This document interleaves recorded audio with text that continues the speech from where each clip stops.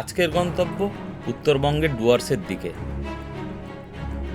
যে জায়গাটা বর্ষাকালে এক আলাদা রূপ ধারণ করে, যেখানে আকাশটা নিচে নেমে আসে, পাহাড়ের গায়ে আটকে থাকে মেঘ, রাস্তার দুপাশে সবুজ আরও গাঢ় হয়ে ওঠে, আর বৃষ্টির জলে ছোট ছোট পাহাড়ি ঝর্ণাগুলো নিজেদের মতো কথা বলতে থাকে।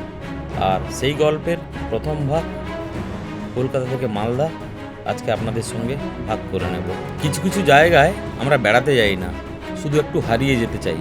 শহরের প্রতিদিনের ব্যস্ততা, একই রকম ছুটে চলা, হর্নের শব্দ, ট্রাফিকের ভিড়, সব কিছু থেকে কয়েকদিনের জন্য দূরে চলে গিয়ে যখন একটা সরু রাস্তা আমাদের নিয়ে যায় সবুজের গভীরে, তখন মনে হয় এটাই ছিল আমাদের যাওয়ার জায়গা। সবাইকে গুড মর্নিং। আজকে 17ই আগস্ট, চারদিকে এরকম বৃষ্টি ভেজা সকাল, বাজে 9:30।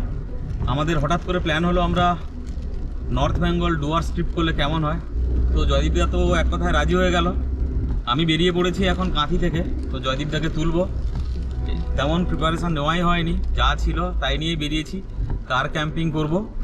তো এখন যাচ্ছি আমি তমলুক জয়দীপদাকে তুলতে, তারপর আমরা সোজা চলতে থাকবো। এটা একটা অড টাইমে বেরিয়েছি আমরা, এরকম তো কখনো আমরা নর্থ বেঙ্গল যাইনি। তো আজকে কতদূর যেতে পারবো জানি না, একে তো এরকম বৃষ্টি ভেজা সকাল, তো দেখা যাক কি হয়। ভাই এত জোরে বৃষ্টি নেমেছে যে রাস্তার উপরে কিছু দেখা যায় না। এখন সবে চণ্ডীপুর পৌঁছেছি, তাতেই এই অবস্থা। বাজে সকাল 10টা, পুরো ঘন অন্ধকার নেমে এসছে। NH 116B-র উপরে এরকম জল মগ্ন হয়ে গেছে। জানি না আমরা কত দূর আজকে যেতে পারবো, এখনো তমলুকই পৌঁছাতে পারলাম না।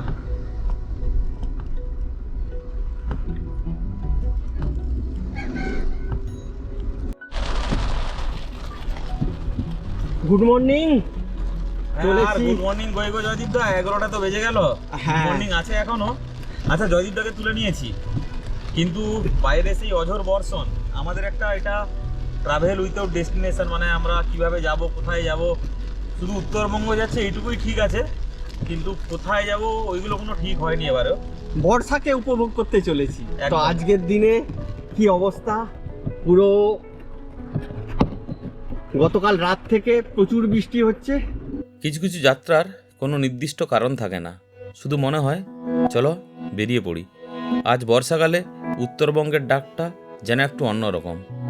আকাশটা যখন কালো মেঘে ঢেকে যায়, রাস্তার দুপাশে যখন টুপটাপ বৃষ্টির শব্দ, আর দূরে কোথাও পাহাড় না থাকলেও মনে হয় পাহাড় আমাদের খুবই কাছে। হ্যাঁ, এইবার আমাদের গন্তব্য উত্তরবঙ্গ, আর শেষ গন্তব্য ডুয়ার্সের কিছু অচেনা জায়গা।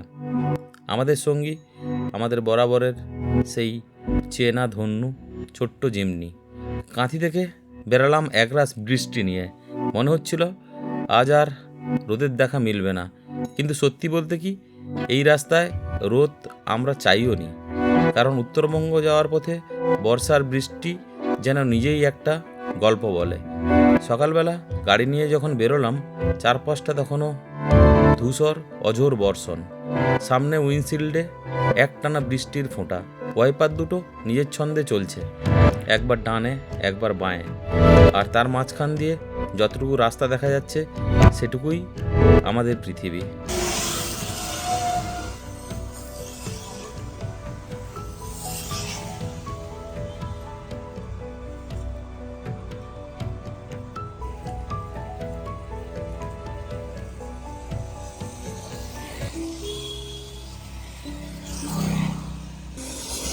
ঘটনা এরকম হলো, আমরা তমলুক ছেড়ে না বেরোতে বেরোতেই অঝোর বর্ষণ একদম। আর আমরা একটু জায়গায় দাঁড়িয়ে গেছিলাম চা খাবো বলে, কিন্তু গাড়ি থেকে নামতে পারছি না দুজনে মিলেই, এত বেশি বর্ষা হচ্ছে যে দাঁড়িয়ে পড়তে হলো আমাদের, গাড়ি দাঁড় করে। হ্যাঁ, দাদা নর্থ বেঙ্গল পৌঁছতে পারবো তো? নর্থ বেঙ্গল তো সম্ভবই নয়, কতটা যেতে পারি দেখি। আর চলো আজকে মোটামুটি কতটা যাই, আমরা ডুয়ার্সের বর্ষায় যে রূপ ধারণ করে সেটুকু দেখানোর চেষ্টা করবো আপনাদেরকে। মেঘ ভাঙা বৃষ্টি নিয়ে তো বেরাচ্ছি ঘর থেকে। হ্যাঁ, আমি দেবাশিস আর আমার সঙ্গে জয়দীপদা বরাবরের, আর আমাদের ছোট্ট ধন্যু। এই নিয়ে আমাদের ভারতবর্ষের বিভিন্ন পথে প্রান্তরে পথ চলা। তো আজকেও আমরা যাচ্ছি নর্থ বেঙ্গল। কোথায় থাকবো, কি করব, কোথায় কোথায় যাবো কিছু জানি না, শুধু বর্ষা দেখতে ডুয়ার্সে যাচ্ছি, এইটুকু ঠিক আছে। কিছুটা পথ এগিয়ে যখন বড় রাস্তার সঙ্গে মিশে গেলাম তখন বুঝলাম সামনের পথটা অনেক লম্বা, মালদা তখন অনেক দূরে। তারপর মালদা পেরিয়ে রায়গঞ্জ, আরও উত্তরে, তারপর একদিন হয়তো সেই সবুজ ডুয়ার্স, যেখানে বর্ষায় জঙ্গল আরও গভীর হয়, নদীগুলো আরও উচ্ছ্বসিত হয়, আর পাহাড়ের গায়ে মেঘ নেমে আসে। ভাবতে ভাবতেই কেমন একটা ভালো লাগছিল। কিন্তু আজকের রাতের ঠিকানা মালদা। বৃষ্টির মধ্যে গাড়ি চালানোর একটা আলাদা অনুভূতি আছে। চারপাশের পৃথিবীটা যেন একটু ধীর হয়ে যায়, মানুষ কমে যায় রাস্তায়, দোকানের সামনে টিনের চাল থেকে একটানা জল পড়তে থাকে, কোথাও চায়ের দোকানে 2-3 জন মানুষ বসে গরম চায়ের কাপে হাত গরম করছে, আর আমরা গাড়ির ভেতর থেকে সেই দৃশ্যগুলো দেখতে দেখতে এগিয়ে চলেছি।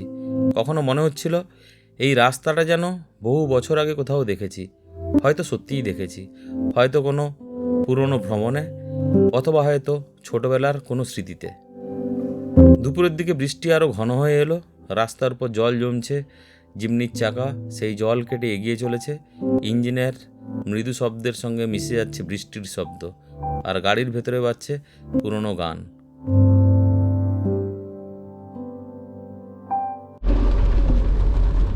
তো আমরা ভাবছিলাম কোলাঘাট পেরিয়ে গেলে বুঝি, যেমন কোলাঘাট যেখানটা সবাই ব্রেকফাস্ট করে সেই জায়গাটা ফাঁকা ছিল, তারপরে একদমই ফাঁকা পাবো, কিন্তু চিত্র পুরো পাল্টে গেছে। হ্যাঁ, অনেক গাড়ির ভিড় রয়েছে, মানে পুরো ভরে ভরে গাড়ি যাচ্ছে, আমি দেখাচ্ছি, এবং দু সাইডে জল জমে গেছে, সেগুলো আমাদের গাড়ির উইন্ডস্ক্রিনে পুরো পড়ছে। মানে এরকম অভিজ্ঞতায় আমরা নর্থ বেঙ্গল বেরাবো, এটাও একটা ভাবতে কেমন লাগে। সকালবেলা বর্ষণকে মাথায় নিয়ে দুজনে চলেছি নাকি নর্থ বেঙ্গল। ঘরে বকাবকি করছিল ঠিকই, কিন্তু কালিদাপা দিয়ে বেরিয়েছি আপনাদেরকে দেখানোর জন্য।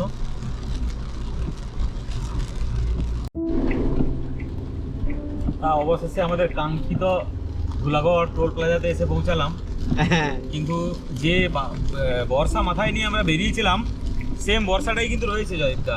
তো থাকবেই তো, রেড অ্যালার্টে তুমি বেরিয়েছো, নর্থ বেঙ্গল স্কুল কলেজ বন্ধ করে দিয়েছে, ছুটি দিয়ে দিয়েছে। হ্যাঁ, ছেলের নোটিশ এলো তো, দেখলাম কালকে স্কুল ফুল সব বন্ধ আছে। তো আমরা বৃষ্টি কখনো বেড়ে যাচ্ছে, কখনো কমছে, মানে কমছে বলতে সে অর্থে নয়, হ্যাঁ রেসটা একটুখানি কম হচ্ছে, কিন্তু মানে জোরে পড়ছেই সেই।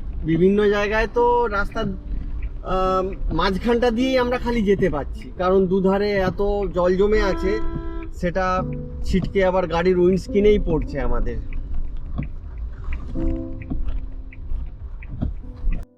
তো অঙ্কুরহাটি ঢুকতে চলেছি আমরা। এনএইচে জল দেখো, এনএইচের উপর পুরো জল জমে গেছে। দেখো যখন তুমি বর্ষা দেখতে বেরিয়েছ, তোমাকে তো বর্ষা পেতেই হবে না, এই ভেবেই তো আমরা বেরিয়েছি। একদম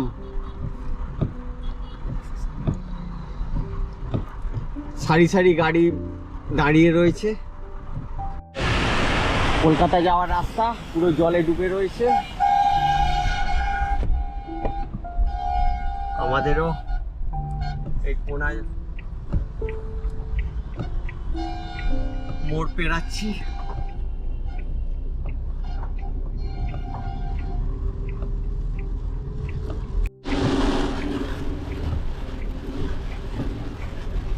মানে বাড়ি থেকে যেভাবে আমরা বেরিয়েছিলাম একদম সমান্তরাল ওই বৃষ্টিকে মাথায় নিয়ে, কিন্তু এখন আমরা কোনামোড় পেরালাম, মানে সলভ ঢুকছি, সলভও পেরিয়ে যাবো এবারে। তার থেকে বেড়ে গেছে, বলো বেড়ে গেছে, দৃশ্যমানতাও কমে গেছে। অলরেডি বাজে 1:30, খাওয়া দাওয়া হয়নি দুজনের কারোরই, যা টিফিন করে বেরিয়েছিলাম বাড়ি থেকে। হ্যাঁ, এবার খাওয়ার দাওয়ারে দেখতে হবে। এবার মেন কথা তো একটা শুকনো জায়গা দেখে গাড়ি দাঁড় করানো খাওয়ার জন্য, ওটাও তো চ্যালেঞ্জিং। ডান দিক বাম দিক সব দিকেই দেখতে পাচ্ছি জলমগ্ন। রাস্তার, হ্যাঁ কোনটাতে তো পুরো জল জমেই আছে। তাহলে আমরা এখন বালি ব্রিজ পেরোচ্ছি, এই পুরনো ব্রিজ গঙ্গার উপর। তা আমরা কতদূর? বৃষ্টি একটু কমেছে মনে হচ্ছে না দেবাশিস? হ্যাঁ, বৃষ্টির রেস তো একটু কমেছে। আর 1 কিলোমিটারের পর কিন্তু এই বেলঘড়িয়া এক্সপ্রেস আমরা ছেড়ে দেব। তাহলে আমরা বেলঘরিয়া এক্সপ্রেসওয়েতে উঠে পড়েছি। এবারে টোলটা পেরাবো, তারপরে আগে গিয়ে আমরা কল্যাণী এক্সপ্রেসওয়ে নেবো, তাই তো? 4 কিলোমিটার মতো আগে যেতে হবে। নিবেদিতা সেতু পেরাচ্ছি এখন। হ্যাঁ, আগে গিয়ে বেলঘরিয়া পাবে ব্রিজ পেরিয়ে। আচ্ছা।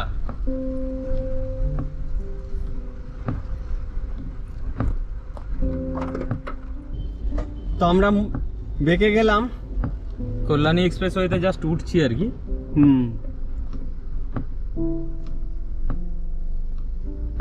এবারে খাবারের একটা দোকান দেখতে হবে, বুঝলে? 2টো বেজে গেছে। আচ্ছা। খাবার দাবার খেয়ে তারপরে আবার চলতে শুরু করব আমরা। হ্যাঁ, এদিকটা বৃষ্টির রেস একটু কম আছে, সত্যি তাই। তা কল্যাণী এক্সপ্রেসওয়েতে দুজনে একটু লাঞ্চ সেরে নিলাম দুপুরবেলা, এরপরে আবার চলেছি। একটু বৃষ্টি যেন কমেছে, বুঝলে? হ্যাঁ, কিন্তু মেঘ যেভাবে হয়ে আছে মানে আবার একটু বাদে জোরে নামবে।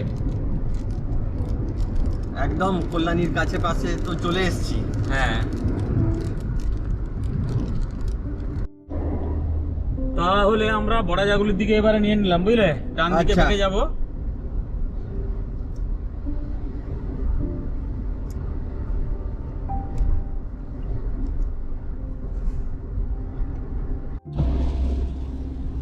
তো অবশেষে বড়াজাগুলি। হ্যাঁ, 3টে বেজে গেল, তাই তো? হ্যাঁ, কিন্তু বর্ষা তো কমেনি। না, বর্ষা কমেনি। এখান থেকে বাম দিকে গিয়ে আমরা এনএইচকে ধরে নেবো। হ্যাঁ নর্থ বেঙ্গলে যাওয়ার জন্য সার্ভিস রোড নিতে হবে এখন। বৃষ্টি তো আবার বেড়ে গেল, বলো? মাঝে হ্যাঁ। একটু ব্রেক দিয়ে আবার নতুন উদ্যমে শুরু হয়েছে। সেই মুহূর্তে মনে হচ্ছিল জীবন যদি এমনই হতো, কোনো ডেডলাইন নেই, কোনো মিটিং নেই, কোনো শহরের ব্যস্ততা নেই, শুধু একটা গাড়ি, একটা রাস্তা আর সামনে কিছু অজানা গন্তব্য। তো দেবাশিস, অনেকক্ষণ বাদে বৃষ্টির রেসটা আর নেই। আমরা কৃষ্ণনগরের প্রায় কাছাকাছি, 4টা বেজে গেছে, 4:10 অ্যাকচুয়ালি। তো এদিকে মেঘটাও একটু কম দেখছি, দেখা যাক। এরকম হলে আমরা বেশ কিছুটা এগিয়ে যেতে পারবো। হ্যাঁ এই যে আজকে এই প্রথম এইরকম একটা মেঘমুক্ত বৃষ্টিমুক্ত পরিবেশে আমরা যাচ্ছি। একদম তাই। সামনে শুধু বৃষ্টি, কিছু মানুষ ছুটে যাচ্ছে, কেউ মাথায় ছাতা দিয়েছে, কেউ গামছা নিয়ে মাথা ঢেকেছে, চায়ের কাপে ধোঁয়া উঠছে আর সেই ধোঁয়ায় মিশে যাচ্ছে ভেজা মাটির গন্ধ। এই গন্ধটাই হয়তো বর্ষার আসল রূপ। এক মুহূর্তের জন্য মনে হলো উত্তরবঙ্গ যাওয়ার আগে বাংলার এই বর্ষাটাকেও সঙ্গে করে নিয়ে যেতে হবে। ডেস্টিনেশন সেট মালদা, কিন্তু মনটা তখন আর মালদায় নেই। মন চলে গেছে আরও উত্তরে। চোখের সামনে তখন ভেসে উঠেছে সবুজ জঙ্গল, তোরসা নদী, বক্সা পাহাড়, জলঢাকা, চালসা, গরুমারা, শামসিং, সুনতালে খোলা আর বৃষ্টিতে ভেজা ডুয়ার্সের সেই অসীম সবুজ। জয়দীপদা, হ্যাঁ গতবার আমরা রাতে এটা পার করতে গিয়ে দম বেরিয়ে গেছিল। এই দেবগ্রামের এখনো কাজ চলছে। বাম দিকে সার্ভিস রোড খোঁড়াখুড়ি, লম্বা সামনে লাইন ট্রাক গাড়ির। বিকাল সবে 5টা বাজে। আমরা চাইছিলাম এটাকে পেরিয়ে যেতে সুষ্ঠুভাবে, কিন্তু মনে হচ্ছে হবে না, ধীরে সুস্থেই যেতে হবে, বুঝলে? হ্যাঁ, গর্তগুলো তো অনেক বড় হয়ে গেছে, জলও জমে আছে। আমরা ঠিক 4:30টায় বেথুয়া টাওয়ারে ঢুকে পড়লাম। সেই জঙ্গলের ভাইবস দুদিকে। এবারে টোলটা পড়বে, বেথুয়া ডাউরি ফরেস্টের গেট।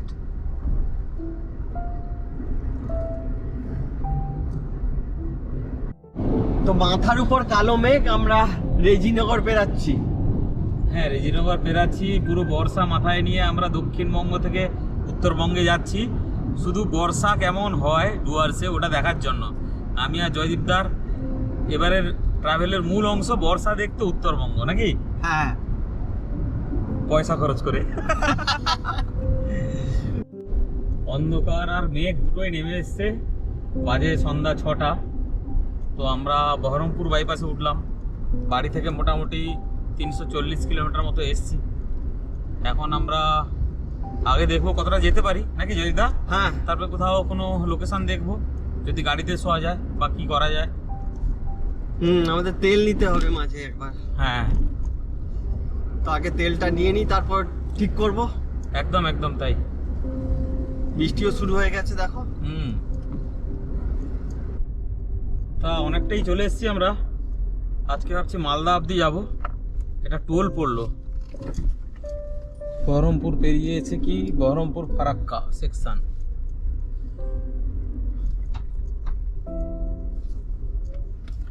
সময় অনেকটাই হয়ে গেছে। এবারে থাকার জায়গা দেখতে হবে তো। মালদায় পৌঁছানোর সময় রাত নেমে এসছে। গাড়ির উইন্ডশিল্ডে তখন বৃষ্টির ফোঁটা। ইঞ্জিন বন্ধ করলাম, হঠাৎ চারপাশটা নিস্তব্ধ হয়ে গেল। তো সন্ধ্যা 8:30 নাগাদ আমরা পৌঁছে গেছিলাম মালদা বাইপাসে। এখানে একটা পেট্রোল পাম্পে আগেরবারে আমরা কার ক্যাম্পিং করছিলাম, তো চেনা জানা ছিল। এখানে এসেই আমরা আবার যথারীতি গাড়ি লাগিয়েছি। ধনু পেছনে দাঁড়িয়ে আছে, বেড রেডি হয়ে গেছে অলমোস্ট। জয়দীপদা খাবার আনতে গেছে, আজকে রান্না বান্না হবে না। এখানে আজকে আমরা কার ক্যাম্পিং করে শুয়ে যাব। কালকে সকালবেলা আমরা শিলিগুড়ির দিকে আবার রওনা দেব। আজকে রাত কাটবে আমাদের এই ছোট্ট গাড়ি ধন্যুর মধ্যে। দুটো বেড, উপরে জয়দীপদা ঘুমায়, নিচে আমি ঘুমাই। এখন জয়দীপদা গেছে খাবার আনতে। এখানে উল্টো দিকে একটা ধাবা আছে, তো খাবার নিয়ে এলে খেয়ে দিয়ে আমরা আজকে এখানে ঘুমাবো। যেহেতু অনেক ক্লান্তি আছে, শুয়ে পড়বো। আর বাইরে রিমঝিম করে অল্প অল্প করে বৃষ্টি পড়ছে, তো ফলে ঠান্ডাও আছে। কালকে আমরা আবার এখান থেকে রওনা দেবো শিলিগুড়ির উদ্দেশ্যে। বাড়ি থেকে প্রায় 500 কিলোমিটারের কাছাকাছি গাড়ি চালিয়ে আমরা পৌঁছে গেছিলাম মালদা বাইপাসে। তো গতবার আমরা মেঘালয় থেকে যখন ফিরছিলাম, তখন মালদা বাইপাসের একটা পেট্রোল পাম্পে আমরা কার ক্যাম্পিং করেছিলাম। তো পেট্রোল পাম্প চেনা জানা ছিল। আজকে আঙ্কেলকে বলে শটান এখানে গাড়ি লাগিয়ে দিয়েছি, লাগিয়ে বেড সেট আপ রেডি হয়ে গেছে। এরকম সেট আপ এই যে ধন্যু আমরা পর্দা দিয়ে দিয়েছি। এই হচ্ছে পেট্রোল পাম্প, আর এটা মালদা বাইপাস। উল্টো দিকে ধাবা, অসাধারণ একটা ভাইবস তৈরি হয়েছে। গাড়ির ভেতরে সেট আপটা আমি দেখাচ্ছি। জিমনির দরজা বন্ধ করে দিলাম। বাইরের পৃথিবীটা যেন মুহূর্তের মধ্যে আলাদা হয়ে গেল। ভেতরে ছোট্ট একটা জায়গা, কিন্তু সেই ছোট্ট জায়গাটাই আজ আমাদের বেডরুম। মালদা শুধু আমাদের রাতের আশ্রয় ছিল, আসল যাত্রা এখনও বাকি। সামনে আরও উত্তর, আরও সবুজ, আরও বৃষ্টি, আরও অজানা পথ। হয়তো কোথাও জঙ্গলের ভেতর দিয়ে যাব, হয়তো কোনো নদীর পাশে দাঁড়াবো, হয়তো বৃষ্টির মধ্যে আবার জিমনিতেই রাত কাটাবো। কিন্তু একটা জিনিস নিশ্চিত, এই যাত্রা শুধু কাঁথি থেকে ডুয়ার্স যাওয়ার যাত্রা নয়, এটা ফিরে যাওয়ার যাত্রা সেই পুরনো দিনের কাছে, যখন একটা গাড়ি, একটা রাস্তা, একটা অজানা গন্তব্য